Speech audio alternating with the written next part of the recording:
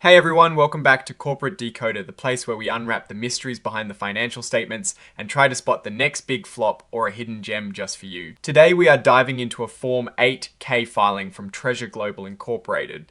Now, these 8K reports are usually about big events happening with a company, stuff like mergers, acquisitions, or major leadership changes. So we are going to see what that is. Before we jump in, if you dig getting the real story behind the corporate jargon and want to stay ahead of the curve, make sure you hit that subscribe button. Also, we have a fantastic community over on our Discord channel, linked in the description below. You should totally join us there. Alright, so the main news here is a change in their top financial leadership.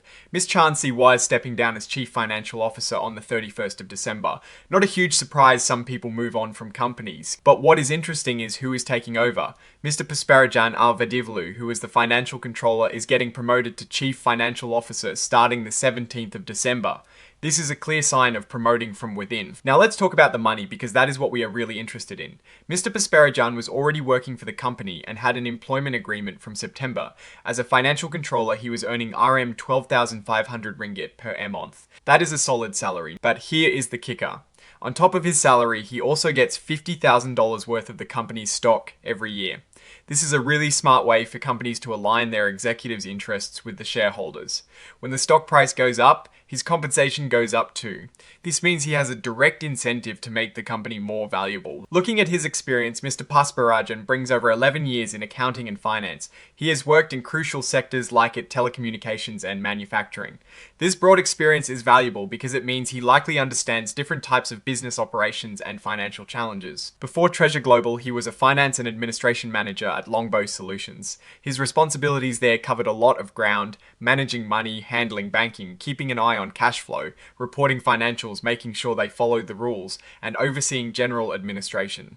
That is a lot of responsibility, showing he is capable of handling a wide range of financial duties. It is also good to note there are no reported family ties to other executives and no unusual financial dealings that would need extra explanation under CC rules.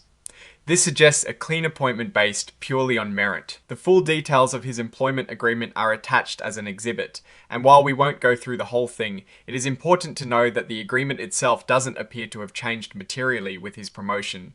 He is essentially continuing under the same terms, just with a new title and the associated responsibilities. Treasure Global Inc. trades on the Nasdaq under the ticker symbol TGL. This is good to know for anyone looking to track their stock performance. Keep in mind this filing doesn't give us specific financial numbers for this quarter, like revenue or profit, but it does tell us about a significant change in their leadership team. Now, looking at this promotion, what does it mean for Treasure Global Incorporated? On one hand, promoting from within the financial controller to CFO is often a sign of stability and confidence in their internal talent. It means the company likely believes Mr. Pasparajan already understands the company's financial intricacies and culture. He is not an outsider coming in with a whole new agenda or needing a steep learning curve. However, this also means the company is not bringing in fresh external perspective that might challenge current thinking or introduce innovative financial strategies. It is a more conservative approach, given that the report mentions they are an emerging growth company, which means they are still relatively small and growing. Bringing in proven internal talent is a reasonable strategy. The key will be whether Mr. Pasparajan can leverage his existing knowledge to drive growth and profitability, especially with that $50,000 annual stock grant clearly incentivizing him to do so.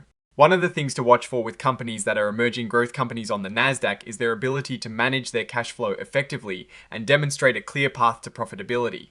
A strong CFO is crucial for that. The fact that he is coming from the controller role suggests he has a good handle on the day financial operations, which is a good sign. My take on this is that Treasure Global Inc. is making a sensible internal promotion. They are betting on someone who knows the company and has been rewarded with equity to align his interests with shareholders. The risk here is that a lack of external perspective might slow down innovation or prevent them from spotting new opportunities or threats. But for now, it looks like a solid move by the company to keep its financial helm in capable hands. Alright, that is our breakdown of Treasure Global Inc.'s latest filing. What is your take on this leadership change and what it means for the company's future? Drop your thoughts in the comments below. If this analysis was valuable, don't forget to hit that like button. It really helps us out, and subscribe for more deep dives into corporate filings. And as always, check out the Discord link in the description. You'll find a great community of like-minded individuals there. Thanks for watching, and we will see you next time.